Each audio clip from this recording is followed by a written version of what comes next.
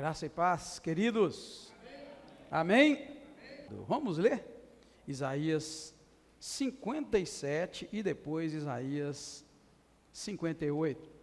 Irmãos, esse estudo de hoje faz parte, do terceiro livro de Isaías, ou a terceira divisão. Como eu falei para os irmãos, Isaías é dividido em três partes. Do capítulo 1 ao 39 é chamado de Proto-Isaías, que fala da vida do povo de Judá antes do exílio na Babilônia, vem antes. Depois do capítulo 40 ao 55, nós vamos ver o Deutero-Isaías, que vai falar da vida dos judeus dentro do exílio, porém no final do exílio, quase saindo. E do capítulo 56 ao 66 é a última parte, que é o terceiro Isaías, ou trito Isaías, como os estudiosos chamam. A partir do 56, que nós estudamos na semana passada, vai falar da vida após o exílio. Então, a gente sabe, nós estamos falando, que esse livro, possivelmente, e esse capítulo, melhor dizendo, foi escrito 533 antes de Cristo, na verdade. Então, é muito antes de Jesus, que esse texto foi escrito. Obrigado, irmão Anderson. E ele reflete, na verdade, é o retorno dos judeus do exílio que eles tiveram na Babilônia e a tentativa do povo de reconstruir a vida. Depois de viverem escravos durante tantos anos, agora eles voltam para Jerusalém e estão reconstruindo. Então, isto vai falar da restauração de Judá após a libertação. O povo, depois de sofrer, agora eles estão na sua terra, estão passando por alguns problemas, estão voltando para Deus, voltando para cultuar a Deus. Então, o povo estava vivendo muita tensão nesta nova etapa, do retorno deles. Então, eles estavam vivendo tensão, porque eles queriam servir completamente a Deus, mas ainda estava debaixo de influência, e muita influência dos ídolos de onde eles viveram na Babilônia. Então o povo estava saindo de uma tremenda idolatria, então eles misturavam o culto a Deus com a prática idólatra, com a injustiça social, com os rituais pagãos e vazios. Então o povo aqui agora estava sofrendo. Então a palavra de Deus que sai da boca do profeta Isaías, ela é muito em direção a isso, arrancando o povo do mundo de onde eles viveram para agora adorar a Deus. Veja bem, quanto tempo que o povo de Israel viveu escravo no Egito? Quem lembra? 400, somando os 430 anos. O Brasil tem quantos anos? Hein? Você vê, irmãos, que é mais ou menos o mesmo tempo que eles viveram lá no Egito. Então, se o Brasil voltar para Deus, voltasse de verdade, já passou da hora, irmão, da gente largar as pendengas das idolatrias nas quais nós fomos fundados e formados. Os irmãos estão entendendo o que eu estou dizendo, amém, queridos? Qual que é a religião predominante que veio aqui e vamos chamar, colonizou o Brasil? Qual que era a religião? Hein? Pois é, e por que será que a gente ainda vive debaixo dessas garras até hoje? Eu tenho certeza, nós estamos muito atrasados, irmãos. Nós poderíamos estar muito além na fé, além na nossa crença, sabia? A gente poderia estar muito além, já deu tempo, e muito.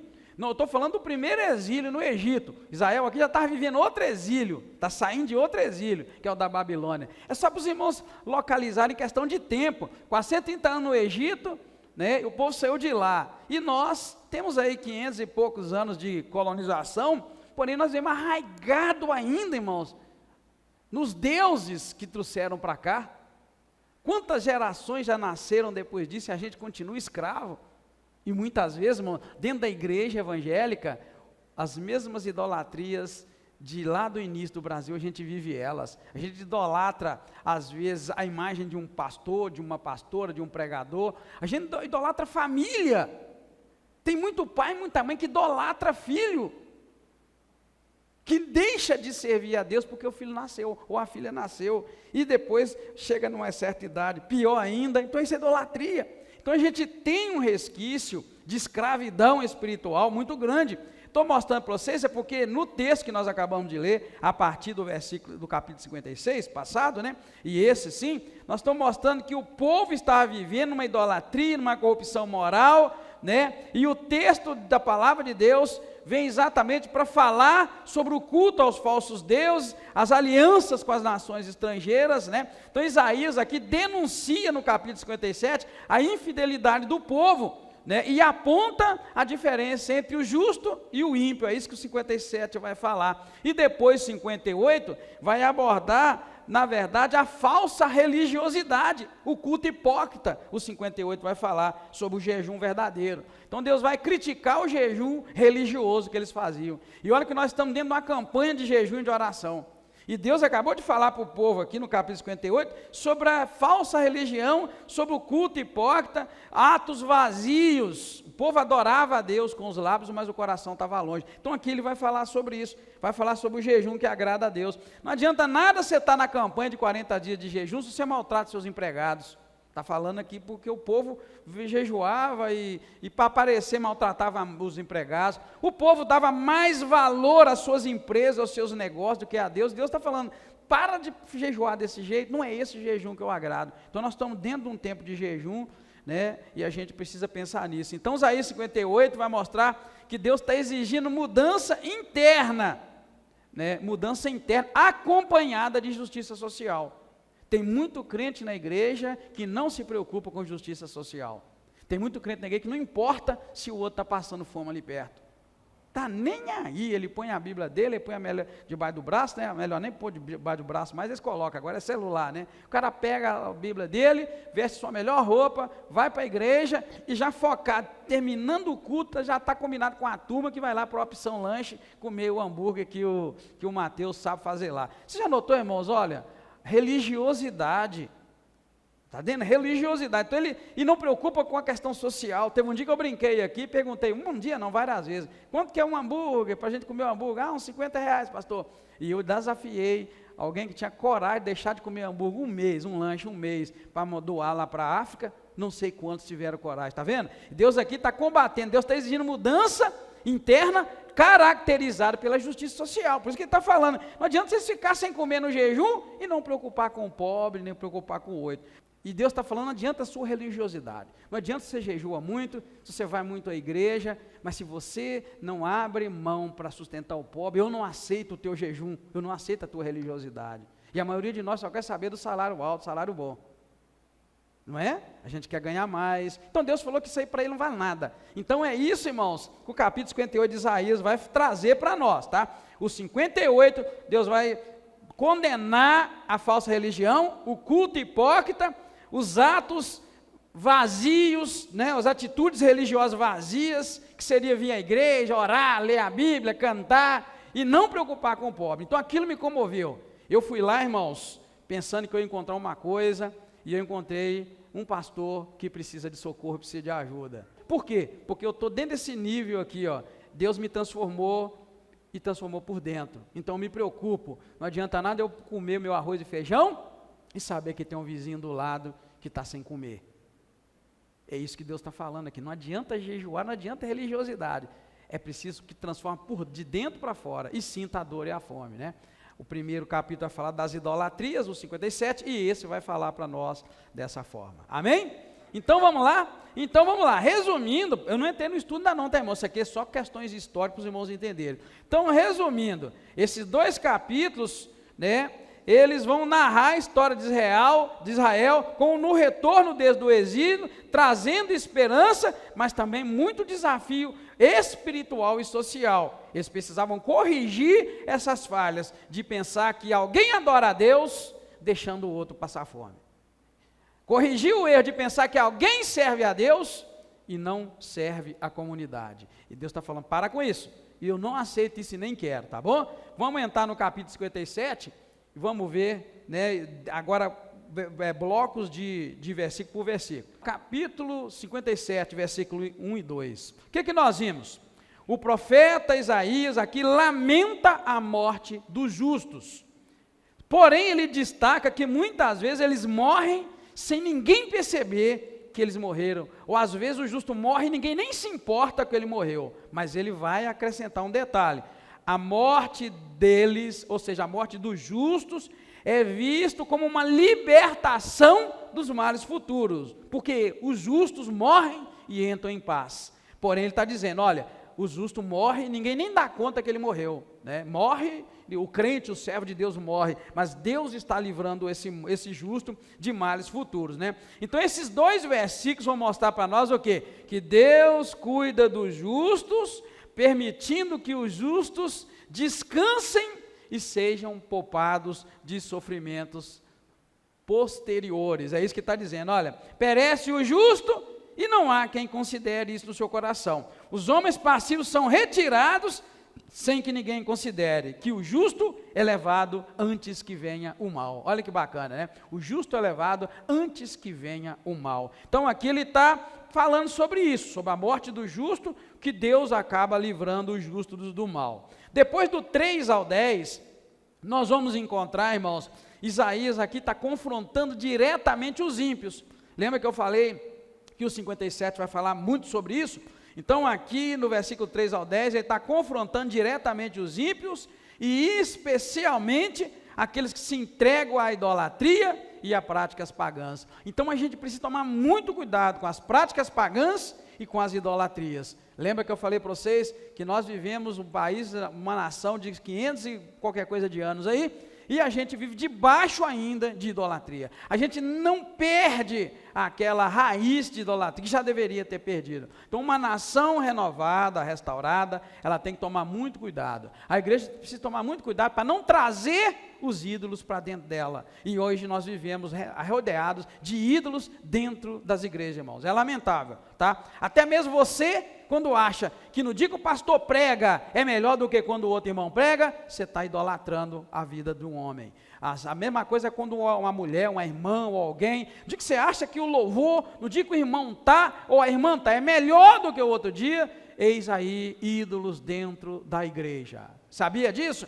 Então a gente precisa largar isso. A gente precisa entender assim, a palavra que sai da boca de Deus, ela não volta vazia. Então não importa o irmão que falar a palavra, e nem a irmã que falou a palavra, eu tenho que estar no banco, atento à voz do Espírito Santo de Deus que está falando. E a gente tem essas idolatrias, irmãos. E eu disse aí, que muitas vezes a gente tem outros ídolos, o marido é o ídolo da mulher, a mulher é o ídolo do marido, às vezes os ídolos são os filhos. Se os teus filhos ocupam tempo e não sobra tempo para Deus, você está idolatrando teus filhos. Sabia disso? Se os teus filhos te impedem ir à igreja, te impedem de fazer a obra de Deus, você está idolatrando seus filhos. E é preciso largar esses ídolos. A gente só pensa aí daquela imagem lá, não é? Aquelas imagens lá do passado. E a gente esquece que nós temos a namorada também, né? Eu estou falando de marido e mulher, mas tem gente solteiro. Se a namorada ou teu namorado te impede de ir para a casa de Deus, de servir, é ídolo. Eu conversei essa semana com o Ronan, eu não sei quantos aí que ele mostrou a cara, mas ele mostrou o cara lá em casa. Então, o Ronan falando da vida dele, de Belo Horizonte, como é que é trabalhar em 2 empregos, ter um filho especial em casa e servir na igreja. Dizer que a igreja arrebenta eles. Não pode perder uma reunião, não pode perder nada e arrebenta. Como é que você faria se você trabalhasse em 2 empregos? Tivesse um filho totalmente especial que ele tem. Quanto de tempo você teria para a quinta igreja? Está vendo, irmão? Desprendimento, é isso que Isaías está falando para o povo aqui. Às vezes você tem muitos ídolos e ainda não se deu conta. Às vezes o teu ídolo é o teu trabalho, às vezes o teu ídolo é teu filho, tua filha, teu esposo, tua esposa. Às vezes o teu ídolo não é nada disso, é o galo, é o cruzeiro. Às vezes o teu ídolo não é nada, você fica lá parado de bobeira. Ontem eu chamei o povo para oração e falei, são só 30 minutos, vamos para a igreja. Só 30 minutos do teu dia, você vem e ora, e esses 30 minutos pode mudar a tua vida, e a igreja estava mais ou menos igual estava aqui hoje, 30 minutos eu não posso ir para a igreja, 30 minutos é o tempo de cozinhar um feijão, irmão, 30, 40 minutos é o tempo de cozinhar um feijão, você põe a tua panela no fogo lá e vem para a oração, que eu garanto que nós vamos terminar ela 8 horas da noite, como foi ontem, mas eu não posso vir. Eu tenho coisas mais importantes para fazer. Está entendendo, irmão? Deus, através da boca de Isaías, estava condenando isso. Eu ia postar isso ontem, gente, 30 minutos é o tempo de cozinhar um feijão. Você vai, ora e volta, só isso. Mais nada, mas a gente não vai. Então Isaías está sendo um profeta da parte de Deus para dizer essas coisas, né, essas coisas que ele está dizendo para Judá, que estava agora de volta do exílio, né? Às vezes a gente precisa de uma doença grave, a gente precisa de um desemprego terrível, a gente precisa de um problema sério para a gente acordar e assumir um compromisso. Não, Deus, eu estou entendendo que te servir é ir para a igreja, tem que servir é ir para a obra, servir é estar lá orando, abençoando. A gente às vezes, né, precisa, mas mesmo assim, quando vem essa crise, a gente faz o compromisso e depois já está enrolando Deus, está enganando Deus e volta tudo atrás. Irmãos, é preciso um reavivamento espiritual para a gente entender, amém, queridos?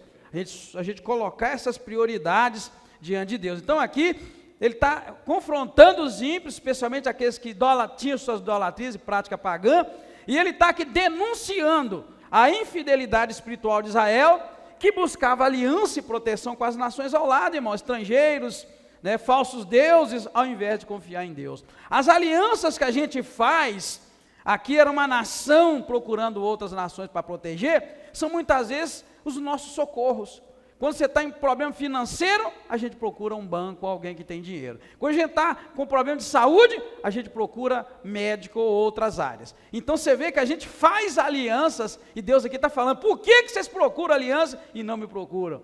Achei bonito essa semana, um nosso irmão aí estava muito ruim, me mandou um áudio, pastor, estou ruim demais, ora por mim, eu estou achando que eu estou morrendo. Aí eu postei o pedido de oração no grupo e fui na casa do irmão, mas eu não encontrei o irmão, que eu vou na casa dele direto, mas não sabia o apartamento dele. Aí eu chamei 101, 102 e fui embora, mas era 103. Mas aí eu voltei, mas logo fui lá, orei pelo irmão, lambuzei ele de óleo, ungi, e eu declarei a vitória sobre ele e falei, Deus, levanta o irmão. Ontem já estava no culto. Mas por que eu quero dizer para você? Você tem a opção de fazer aliança com Deus ou fazer aliança com os médicos. Ele preferiu aliança com Deus. Pastor, ora por mim, pede alguém para orar que eu estou morrendo. E o cara está morrendo mesmo, tá, irmão? Eu nunca vi aquilo. Tá? Depois ele pode testemunhar para vocês. A mãe dele veio de longe porque o cara estava ruim. E ontem já estava no culto levantado. Está vendo, irmão? Às vezes a gente não compreende. O que eu estou fazendo é destrinchando a Bíblia com vocês, assim por blocos, para você aplicar isso para a vida real, para a vida de hoje. Então, são essas alianças que Deus está falando. Por que vocês procuram eles ao invés de me procurar? Eu sou tremendamente a favor de que você procure médico, eu procuro, mas não procure um médico sem antes procurar Deus. Amém, queridos? Eu oro, lembra quando eu estava com a pedra nos rins e eu rolava de dor? Não rolava aqui, mas rolava em casa, né? Teve umas noites que eu dormi igual morcego, irmãos. A única forma que eu conseguia dormir era no sofá, no braço do sofá, com assim, o rim apertando, eu colocava uma almofada alta e eu pendurava de cabeça para baixo, aí a pedra ficava num lugarzinho lá que não doía. Foram assim, foi um mês, eu orando, pondo a mão, repreendendo, e gente orando e repreendendo, a pedra Deus não quis tirar a pedra. Eu fui para o médico e o médico tirou ela. Em 2 dias eu estava bom em casa, sem a pedra, mas também, né, o que eu estava pedindo era praticamente possível. A minha pedra era mais ou menos isso aqui, ó. Sabe quanto é o tamanho de uma pedra sai no rim? É 7 milímetros, a minha tinha 11, 12 milímetros. Uma pedrinha assim sairia, mas não desse tamanho. Então Deus me livrou, na verdade. Estava rasgando tudo. Eu fui e tirei. O que eu quero dizer para você? Eu queria dizer para você que Deus está falando a mesma coisa aqui. Não procure primeiro as alianças com o mundo, procure primeiro Ele. Porque pode ser que Deus use a medicina, use o outro para te ajudar, mas primeiro vai a Deus. Então ele está aqui, o profeta está condenando isso, né? Ele descreve a infidelidade, desses versículos 3 ao 10, ele descreve a infidelidade, irmão, como uma forma de prostituição espiritual. Prostituição espiritual. Ele faz uma comparação aqui, irmãos, assim, até é um texto bem longo, eu não vou ler ele todo, mas ele chega a dizer aqui, que eles fizeram a cama, né, e se deleitaram na cama com outros, exatamente a imagem de uma prostituição. Tudo isso para mostrar que a infidelidade é uma forma de prostituição. Então, às vezes, a gente até aponta o dedo para alguém que prostitui, mas se você é infiel, Isaías está dizendo, a infidelidade é um tipo de prostituição. Que coisa terrível, a infidelidade a Deus. E às vezes a gente é infiel nos dízimos, nas ofertas, é infiel no tempo, é infiel nos talentos, a gente é infiel aos cultos, é fiel à igreja. Isso para não dizer que pode ser que seja infiel à esposa, e infiel ao esposo, e infiel aos filhos. Então é pior ainda este nível de infidelidade, né?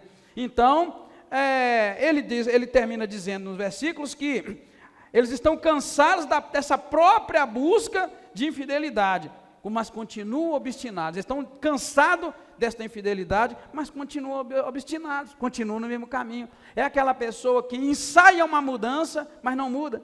Ela diz, agora eu vou mudar, mas não muda. Então assim estava Judá, assim estava Israel, sofrendo demais. Amém? Do 11 ao 13, agora nós vamos partir para o 11 ao 13, vai falar da inutilidade dos falsos deuses.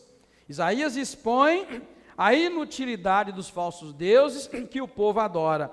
O povo, embora tivesse envolvido em idolatria, ainda temia e honrava a Deus, honrava mais as nações do que honrava o Senhor. Isaías afirma que esses falsos deuses e falsas alianças não vão poder salvá-los no dia que chegar o tempo de angústia. Então, a gente precisa fazer aliança com Deus mais do que fazemos alianças com as pessoas. Às vezes a gente faz aliança com amizade, irmão. Às vezes a gente cria laços de amizade e não larga esses laços por nada. Tem uma turminha de amigos, nós temos um compromisso tal dia, tal hora, a gente não abre mão por nada. Deus está falando, no dia da angústia, essas amizades, essas alianças não vão poder te socorrer. Amém?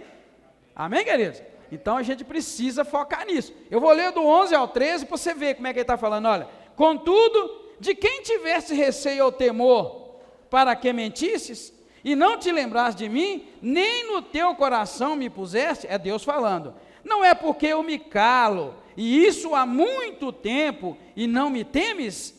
Eu exporei a tua retidão e as tuas obras, e elas não te aproveitarão. Quando clamares, livrem-te os teus congregados, está vendo? Quando você clamar, livra os teus amigos, livra o teu grupo, livra as tuas alianças, está vendo?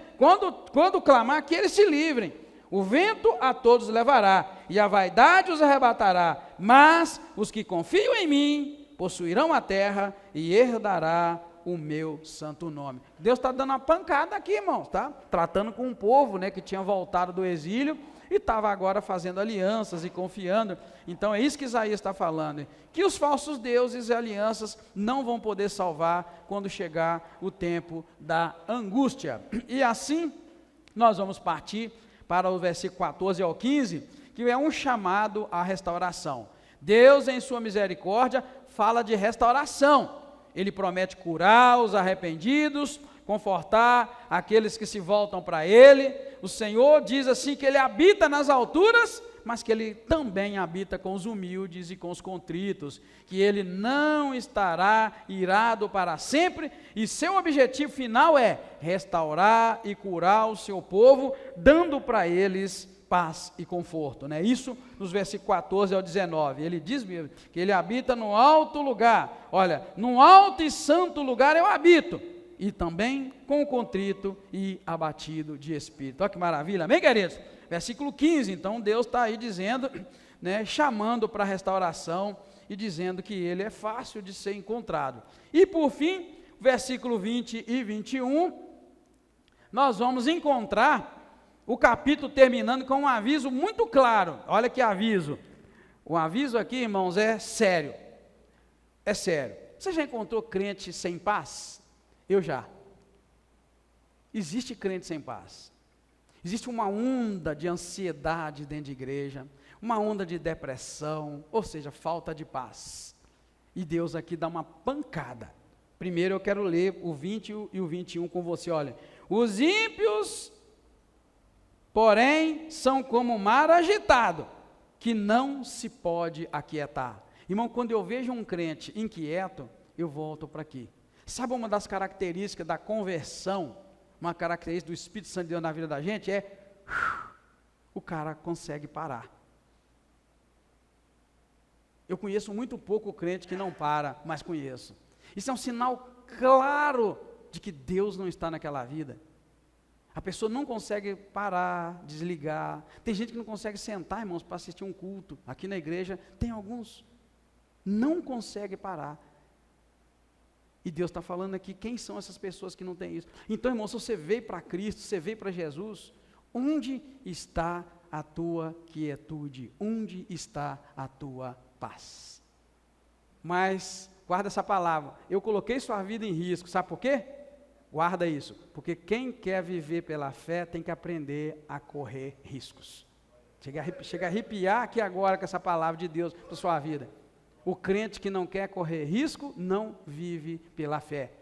Ele vive por vista, tá? Isso é de Deus, guarda essa palavra. Coloquei suas vidas em risco, porque o crente que quer viver pela fé, ele precisa assumir riscos, sabe? Não é brincadeira não, irmão. Jesus olhar para aquele túmulo, o cara estava morto há 4 dias, no meio de todo mundo e falar, Lázaro, vem para fora. Isso não é correr risco, não? O cara estava todo podre, não é? O cara pegar 2 pães e 5 peixes, mandar mais de 5.000 sentar no chão, pegar aquilo, repartir, dar graças e mandar o povo comer, isso não é correr risco, não, irmão? Então você está entendendo? Essa palavra vem de Deus. Pus a vida de vocês em risco, mas o crente que quer viver pela fé, ele precisa assumir riscos nas mais diversas áreas. Eu vou repetir esses 2 textos, porque talvez está servindo para sua vida aí, que já não tem paz, está vivendo agitado, e você não está tendo mais tranquilidade. Os ímpios, porém, são como o mar agitado, que não pode aquietar, cujas águas lançam de si lodo e lama. Para os ímpios, diz o meu Deus, não há paz. Ou seja, o ímpio não tem paz, mas o crente tem. Amém, queridos? O crente tem paz, mesmo na zona de guerra. Mesmo no campo de batalha, o crente vai encontrar paz. Eu senti agitação, senti, irmão. Senti a insegurança, eu senti o medo de pôr os outros em risco, senti o medo da vergonha, tudo isso eu senti. Mas entre eu fazer a minha vontade e a de Deus, eu falei, eu fiz esse desafio com Deus. É a segunda vez na minha vida de pastor que eu falo, se eu sou pastor, eu me coloco assim, e eu quero que o Senhor honre e guarde. Então, eu me sinto que eu sou pastor nessas horas, porque eu estou aqui dando um estudo para vocês, a gente está convivendo dia a dia, irmãos, eu não acho isso papel de pastor, não. Tem muita gente aí agora que pode subir aqui e dar um estudo melhor do que eu, mas o papel do pastor é proteger as ovelhas no reino espiritual, e aí a oração de um pastor é que vai fazer toda a diferença. Tem muita gente que não considera pastor nesse nível, mas deveria olhar o pastor como um líder espiritual, aquele que intercede e pede a Deus, igual Moisés fez. O povo pecou e o povo ia morrer. Moisés, eu pego, irmãos, eu ponho a minha vida nesses momentos, eu aprendo com a Bíblia e faço. Então, quando Moisés se colocou entre Deus e aquele povo que ia morrer, ele orou com coragem. Então eu também penso que eu posso fazer isso. Eu posso chegar perto de Deus e falar, Deus, se eu sou pastor, então eu me coloco para o Senhor proteger esse povo. É o que Moisés fez. Só que Moisés foi mais atrevido. Eu não me atrevo porque eu não sou Moisés, né? Jamais serei. Mas Moisés falou, risca meu nome do livro que o Senhor tem escrito. Eu não vou fazer isso não, né? Apesar que eu sei a resposta de Deus, né? Deus falou para ele uma coisa que eu ensinei para os irmãos outro dia. Naquele momento Deus falou que risca o nome de quem pecar contra ele. Então eu posso até falar, risca o meu nome. Se eu não pecar contra Deus, ele falou que não vai arriscar, né, irmãos? Mas eu quero dizer que eu não preciso ser como Moisés, basta ser como Edgar mesmo, está muito bom. Mas a autoridade pastoral, você, meu irmão e minha irmã, precisa aprender a respeitar a autoridade pastoral, tá? Pastor tem autoridade diante de pastor de verdade, irmão, deixa eu corrigir, porque tem muito pilantra por aí, você sabe muito bem, que quer o teu dinheiro, que quer até a tua família, né, quer roubar a tua família, quer roubar as tuas coisas. Estou falando de pastor, igual nós vimos lá na roça, um cara lá simples, na obra de Deus, sofrendo a vida, quer dizer disso. Hoje eu pensei muito sobre pastor e sobre pastor. Pensei sobre pastor, e como o coração da gente dói de ver muita gente dizendo que é pastor, e multidões seguindo eles, mas na verdade eles são lobo disfarçado, né, de ovelha e de pastor. Existe muito, mas não é a nossa intenção aqui. A minha intenção é só compartilhar com vocês da aflição, da angústia e da proteção de Deus naquele momento, né? Aí eu quero guardar isso para o resto da vida, para mim contar e quando vocês contarem também. Já no capítulo 58, irmãos, a gente vai encontrar do versículo 1 ao 5, Deus aqui está detonando o falso jejum, né? Eu já até comentei sobre ele. Deus ordena que Isaías proclame alto, né? Ele chega a dizer alto, porque Deus fala assim, clama clama em alta voz, não detenhas, levanta a tua voz como uma trombeta. Então Deus manda ele gritar mesmo, bem alto, e proclamar contra a hipocrisia do seu povo, que parece buscá-lo com jejuns e práticas religiosas, porém sem sinceridade de coração. O povo estava jejuando, mas ele detona que não havia sinceridade. Então Deus critica aqui a superficialidade do jejum deles, pois eles jejuavam apenas para mostrar religiosidade, enquanto eles continuavam oprimindo os outros e agindo injustamente. É a mesma coisa eu subir aqui e dizer para vocês, porque eu jejuo uma vez na semana, eu jejuo tanto. Não é para isso. Deus está dizendo, olha, não é bem assim. Não é isso que eu quero. E o povo fazia questão de falar que estava fazendo, né? Então ele vai dizer que o jejum que agrada a Deus não é meramente privação física. Não é só parar de comer, não é só beber, mas é um ato de humildade e de transformação interna. É o que ele vai dizer no versículo 6 ao 7. Ele vai mostrar qual que é o verdadeiro jejum. É bem verdade, né, que esses primeiros versículos, o povo estava até clamando, por que eu jejuo e o Senhor não vê? Por que eu faço isso e não dá resultado? Eu já encontrei crente, irmão, que fala, por que eu oro e Deus não ouve? Por que eu faço isso e não dá resultado? Ô irmão, muitas vezes a gente ora maltratando a esposa, muitas vezes a gente ora maltratando os filhos, muitas vezes a gente ora e jejua, a gente vem para a igreja, lê a Bíblia e ora, mas a gente é mau caráter, irmão, a gente faz mal para os outros, muitas vezes, né? Muitas vezes a gente não trata a mulher como vaso mais frágil. Vou falar assim, que nós maridos precisamos entender isso. A gente trata a mulher com desprezo, e ora, e jejua, e Deus não ouve. É isso que Deus está falando. Para que você jejua? Não é? O povo está perguntando, né, por que jejuamos, mas o Senhor não atenta para nós? Né? Por que nós jejuamos, o Senhor não atenta? Né? Então Deus está explicando para nós aqui, irmãos. É um conjunto de coisas que vai fazer Deus nos ouvir. Então, do versículo 6 e 7... Deus vai esclarecer para eles, não é este o jejum que eu escolhi? Olha, que solte as ligaduras da impiedade, que desates as cordas do jugo, que deixe livre o quebrantado, e que despedace todo o jugo? Não é também que repartas o teu pão com o faminto? Olha, meu irmão, reparta o teu pão com o faminto. Quero lembrar que do versículo 6 e 7, Deus está clamando que o jejum que eles querem é esse, que alimente o faminto, que ele quer, que recolha em casa aos pobres, e vendo-o nu, dá roupa para ele, e nunca esconder do teu próximo. Até esconder não pode. Você sabe de uma pessoa necessitada, não sei vocês, mas já houve na minha vida tempo atrás, aquela pessoa que só te procura para pedir as coisas, já tiveram assim? Se essa pessoa for necessitada, Deus está falando, não fuja dela. Não fuja dela, tá? Se essa pessoa é necessitada, não fuja. Ontem eu pude conversar com uma pessoa, lembrando os tempos de pobreza. Lembrando que na década de 80 era muito difícil a vida, tinha muito desemprego, muita gente passando fome. Aí uma pessoa testemunhou para mim que naquela fome que eles passavam, tinha uma família que ia lá toda semana na hora do almoço para comer o pouco que eles tinham. E essa irmã falando que ficava emburrada e com raiva. E ela falou, eu já sei que fulano vai na minha casa, antes dela ir eu vou na casa dela. E ela foi, irmão.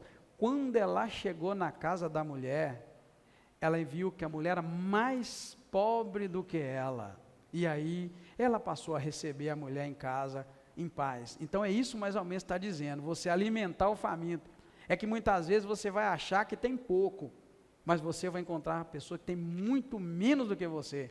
E dividir o pão, o arroz e o feijão, que já está pouco com quem não tem, é o que Deus está dizendo para fazer. Amém, queridos? Amém. Você sabia que, na verdade, pobre ajuda mais os outros do que rico?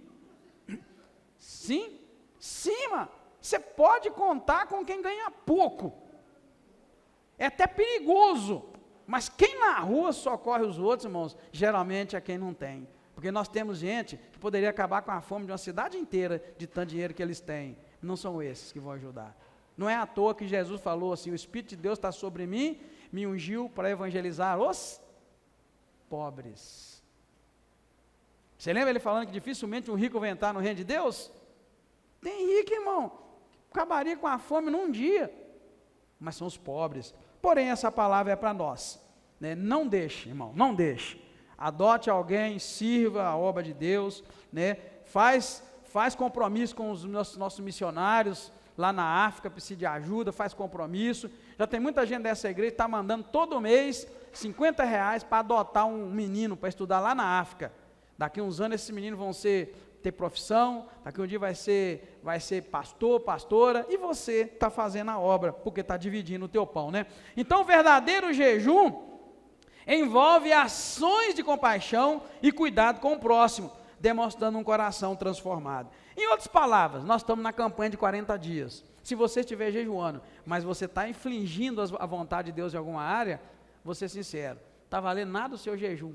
Morro de dó, mas é a verdade, tá? Passa para mim, querido, fazer um favor. Travou aqui. Entendeu? Se você não estiver fazendo a coisa certa, né, perde o tempo e perde, na verdade, a essência do jejum, que é essa.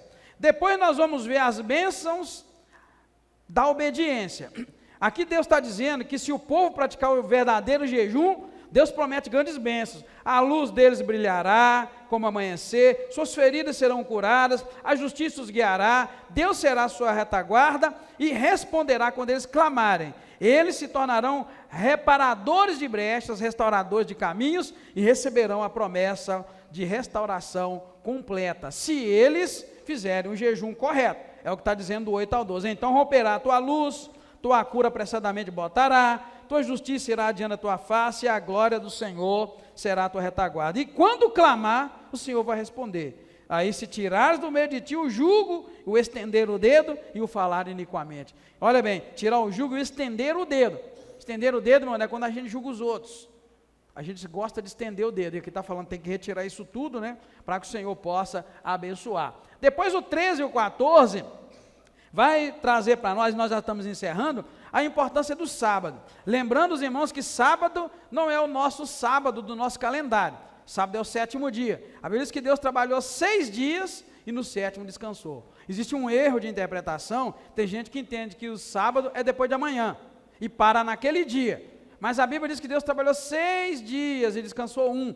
Então se a pessoa trabalha de turno e ela começa a trabalhar na terça, então vai ser terça, quarta, quinta, sexta, sábado, domingo, na segunda é o 7º dia. Deus está dando um tempo, exigindo um tempo do seu povo para que o povo descanse. Porém o judaísmo adota aquele calendário que não é um calendário judaico. Por incrível que pareça, o sábado não é o calendário judaico, é o calendário gregoriano, é o que a gente usa, tem uma influência da igreja católica, tem uma influência dos astros, da astrologia, enfim, um punhado de coisa, é determinado como sábado. Então, com todo respeito, tem pelo menos 2 religiões, né, que guardam o dia depois de amanhã, mas a Bíblia não diz que é depois de amanhã, é o 7º dia, que é o dia de descanso. Amém, queridos? Segunda, terça, quarta, quinta, sexta, sábado. Domingo é o 7º dia, para quem começa a trabalhar na segunda. Então Deus pede que esse dia seja respeitado. Então Deus fala sobre o respeito pelo sábado, sinal da aliança entre ele e o seu povo. Ele fala que guardar o sábado não é apenas uma obrigação ritual, mas é um ato de deleite. Se o povo honrar o sábado, deixando de buscar seus próprios interesses, eles experimentarão a alegria do Senhor e herdarão as promessas dadas aos seus antepassados. O sábado é um reflexo da aliança e da obediência. Ou seja, o crente precisa ter um dia de descanso, um dia para o Senhor. Isso é importante demais. Então aqui está dizendo da importância desse dia. E nos dias afadigados de hoje, irmãos, muita gente não tem um dia que para, que descansa, para poder servir a Deus, né? Isso faz parte também da inquietude que nós vimos no versículo 20 e 21, né, do capítulo anterior. Os ímpios são como o mar agitado, não pode aquietar. Eles não têm paz, então não para também, né? É tão bacana quando no domingo a gente vem na igreja de manhã, vem na igreja de noite, não é? Oh, que bacana. Na minha juventude, aí a Heloísa vai lembrar, a gente vinha de manhã e vinha 2 horas da tarde. Hein, juventude? Vê que bacana? A gente vinha de manhã e vinha 2 horas da tarde, porque a gente tinha um compromisso de evangelizar o bairro Caravelas. Então, todo domingo, 2 da tarde, a gente saía pela rua entregando folheto, ia lá para o lado Veneza e tal, entregando folheto para ganhar alma. Então, olha bem, a gente tinha um tempo para o Senhor, domingo de manhã, 2 horas da tarde, e depois tinha que voltar para o culto. E você pensa que o culto naquela época era igual de hoje, que nós começamos 8 horas e termina aí 8h30, 8h40, às vezes 9, era bambu arriado, né? Quem lembra aqui o culto nosso que ia até às 10? Lembra? Muita gente lembra, né? Nós estamos precisando voltar a ser igual aquela época. E manhã de 8 às 10, vocês lembram? Sim, bambu arriado. Está vendo, irmão? O domingo é do Senhor. Então a gente precisa tirar aquele dia. Não, hoje eu vou para a igreja. Vem de manhã, depois a gente inventa alguma coisa de tarde, vem também. Vem de noite. Isso é compromisso, né, que aqui está chamando de sábado, o dia do Senhor. Para a gente concluir, porque eu sei que você quer ir embora para casa, todo mundo quer. Esses 2 capítulos revelam um forte contraste entre a vida do justo e a vida do ímpio, bem como também entre a verdadeira e a falsa adoração. Porém, ambos os capítulos vão trazer o chamado divino, que é claro: o arrependimento, a verdadeira adoração e a obediência resultam em bênçãos e restauração, enquanto a rebeldia e a idolatria só vão conduzir à falta de paz e ao juízo de Deus. Está vendo? Então o justo é bem diferente do outro, e a gente precisa acalmar e seguir diante de Deus. Não que você não vá sofrer, irmão. Repito, toda vez que eu estou num campo minado de batalha, eu tenho todo o sofrimento de uma pessoa normal. Afinal de contas, eu sou um ser humano. Assim como Jesus também orou: Pai, se possível, passa de mim esse cálice. Mas a paz, ela nunca nos deixa. Amém? Deus abençoe a sua vida em nome de Jesus. Obrigado, Deus. Recebe a nossa gratidão pelo dia abençoado. Obrigado pelos desafios, obrigado pelo aprendizado de hoje, que possamos aplicar na nossa vida. O Senhor está muito interessado com o nosso interior, não apenas com o exterior. Cuidamos muito do exterior, como as pessoas nos veem, mas às vezes esquecemos do interior. Por isso há muita inquietude, por isso somos às vezes como as ondas do mar, jogadas de um lado para o outro, não conseguimos ficar quietos. Mas eu sei que esta noite o Senhor ministrou os corações, e muita paz, tranquilidade vai inundar os corações por causa da palavra poderosa do Senhor. É o que o Senhor espera de nós. Por isso, te agradeço mais uma vez. Santifica-nos e transforma-nos lá no nosso interior, para que depois as pessoas vejam nosso exterior mudado e transformado. Mais uma vez, receba a nossa gratidão por tudo, em nome do Senhor Jesus Cristo. Amém.